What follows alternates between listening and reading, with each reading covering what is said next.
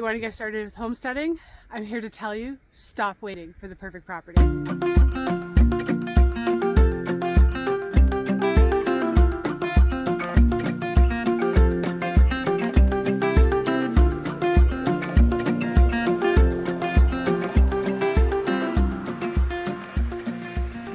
So it's darn cold out.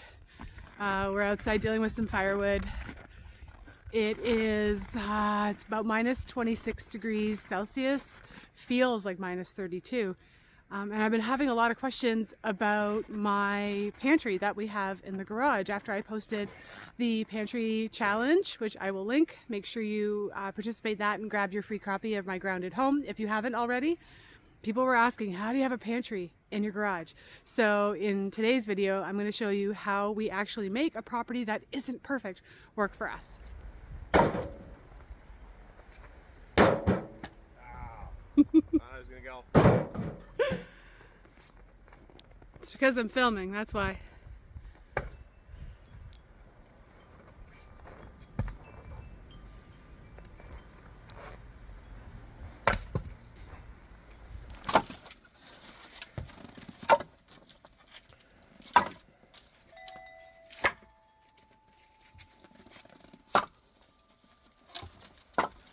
Looking good.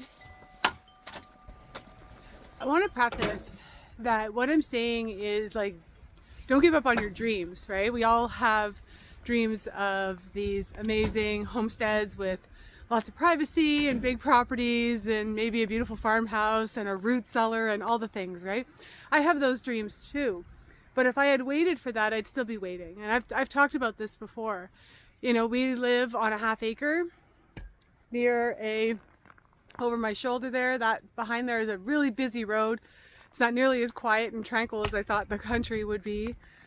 We have an 1,100 square foot house, no basement, no root cellar. And, you know, from a homesteading perspective, this didn't really check any of the boxes. It certainly wasn't the dream, right? But we make it work, and we've been here for 5 years, and we produce a lot of our own food, all of our own medicine. And so what I'm saying is, you know, don't wait for the perfect place. If you want to get started now, get started now. Get started in your condo, your apartment, use your balcony, your small suburban lot, whatever you need to do to be able to move towards self-sufficiency and supporting your family. Like, start that today. Don't wait. When we purchased our home 5 years ago, we knew right away, before we even actually moved in, that there were going to have to be some modifications and changes in order for this space to really work as a place where you could homestead. Because, like I said, we have about 1,100 square feet. We don't have a basement, just a crawl space. So of course that means no root cellar. And when I was looking around the home, I was like, where are we going to store all of our canned goods? Because as a practicing herbalist, I also have hundreds of jars of tinctures. And now I'm thinking about our pickles and our tomatoes and all of our pressure canned meals and all of these our fruits, our jams. Where were all of these going to go? Because this pantry here from the Pantry Challenge, if you haven't seen that video, I know I mentioned it earlier, make sure you check it out and make sure that you grab that first free issue of my Grounded Home, because that's where the Pantry Challenge is. We knew that wasn't going to cut it. There's no way, because, you know, we purchase food in bulk. So I buy things like wheat berries and all of my sugars. I buy my honey in bulk. And so we were like, what are we going to do? And that's when we decided we were going to build a pantry in the garage. Now, we live in Kawartha Lakes in Ontario.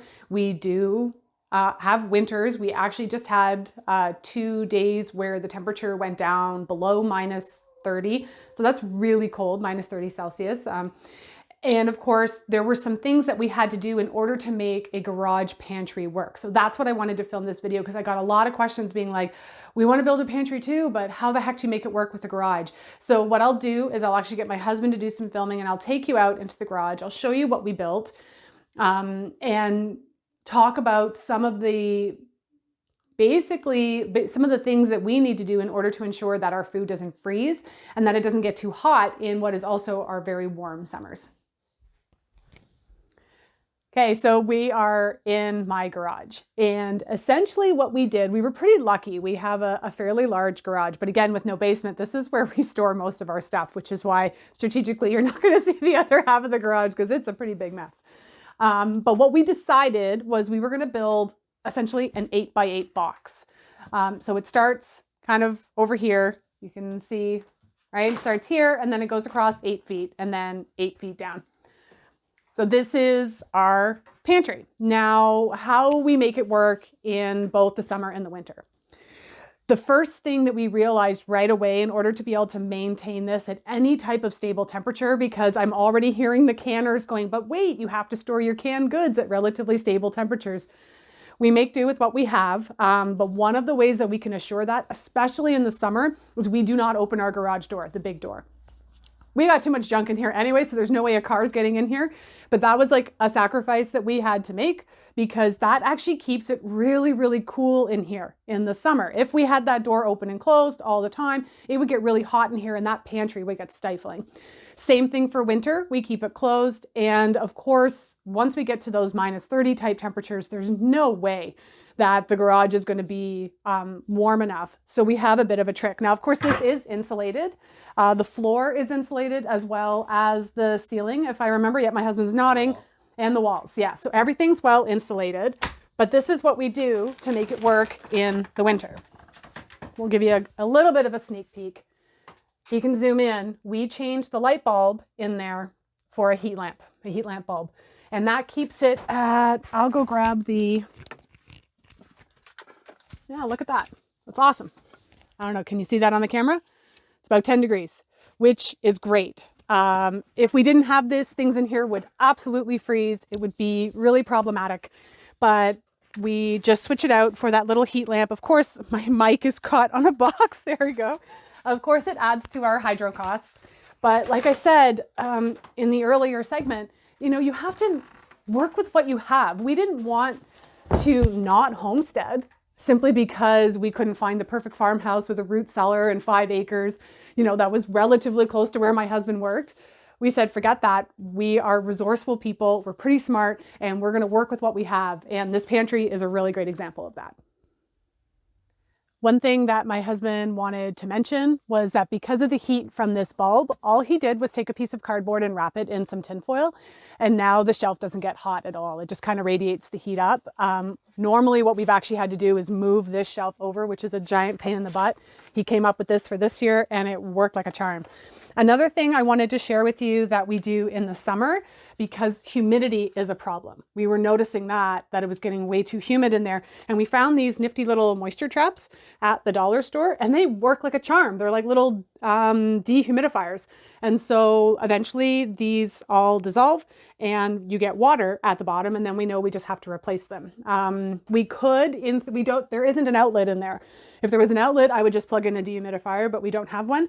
But that's something you'll have to take into consideration is moisture levels if you live in a humid climate. We had to come in from out there because it's cold. And that's what's really neat. Like even when we had those nights where it went down to -32 with the wind chill, it was still about 10 degrees in the pantry, which was fantastic. So what we do on the milder days is we just turn that light bulb off and we find we don't need it. If we just know if it's going to get cold at night, then we turn it on. So that helps to save a little bit on electricity costs. So in closing, one, you can absolutely build a pantry in your garage if I can make it work in the climate where it is not uncommon for us to have +30-degree temperatures in the summer. Again, this is Celsius.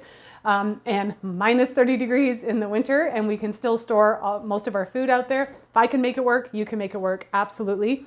And just a gentle reminder too that, if you really want to get into this self-sufficient lifestyle, if you want to feel more empowered in your home, if you want to be able to grow more of your own food or source things locally, don't wait. Don't wait for the perfect house, for the perfect property, because, I'm not saying it'll never happen, but think of all that my family's been able to accomplish in the 5 years that we've lived here on a very not perfect piece of property. We grow most of our own food. We grow all of our own medicine. We store lots of things. And so, look at all the things that we've learned over the last 5 years that we would have missed out on, all the experiences and all the opportunities to get to know this little piece of land. Again, if you are interested in this lifestyle at all, I'm going to put a link below for my new venture, which is called My Grounded Home, and you can grab the first issue of that completely for free. And until next time, this is Corinne from Spirea Herbs, wishing you health and wellness.